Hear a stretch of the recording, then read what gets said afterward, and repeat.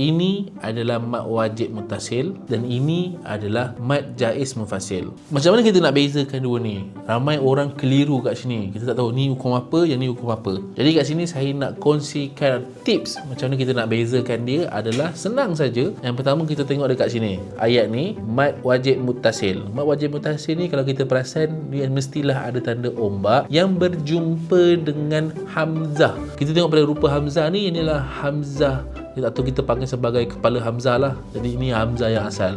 Jadi kalau nak tahu mad wajib mesti kena jumpa hamzah yang bentuk macam ni. Tapi kalau untuk mad jaiz munfasil pula, tengok pada ayat ni sama je, mesti kena ada tanda mad dan dia berjumpa dengan hamzah juga.